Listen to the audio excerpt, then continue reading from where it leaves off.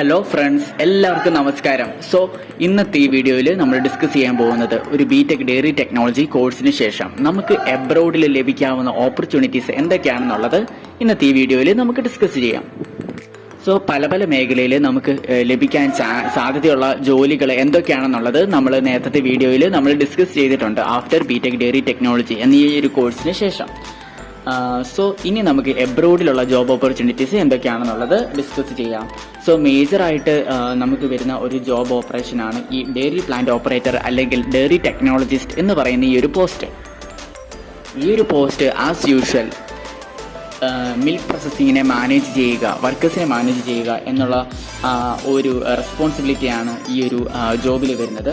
മേജറായിട്ടുള്ള സ്കില്ലുകൾ എന്ന് പറയുന്നത് processing, quality control, പിന്നെ HACCP പറ്റിയുള്ള നോളജ് ഈ ഒരു ജോബിൽ വളരെയധികം ഹെൽപ്ഫുൾ ആയിരിക്കും. അടുത്തതായിട്ട് വരുന്ന ഒരു ഓപ്ഷനാണ് ഈ ഒരു ഫുഡ് ക്വാളിറ്റി അല്ലെങ്കിൽ റിസർച്ച് ആൻഡ് ഡെവലപ്മെൻറ്റ് ഓഫീസറായിട്ട് വർക്ക് ചെയ്യുക എന്നുള്ളത്. അതായത് നമ്മൾ ഡയറി ബേസ്ഡ് അല്ലെങ്കിൽ പ്ലാന്റ് ബേസ്ഡ് ആയിട്ടുള്ള പ്രൊഡക്റ്റുകളെ ഡെവലപ്പ് ചെയ്യുക. Top countries like Germany, Ireland, Netherlands, Canada, Australia ഇവിടെയെല്ലാം തന്നെ ഈ ഒരു ജോലിയുടെ സാധ്യതകൾ വളരെയധികം കൂടുതലാണ്. അടുത്തതായിട്ട് വരുന്ന ഒരു പോസ്റ്റാണ് ഈ ഒരു ഡയറി ഫാം മാനേജറായിട്ട് വർക്ക് ചെയ്യുക എന്നുള്ളത്.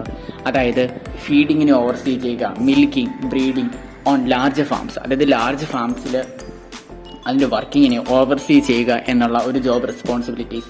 Countries like New Zealand, Australia, Canada ഇവിടെയെല്ലാം തന്നെ ഇതിൻ്റെ ജോലി സാധ്യത വളരെയധികം കൂടുതലാണ്.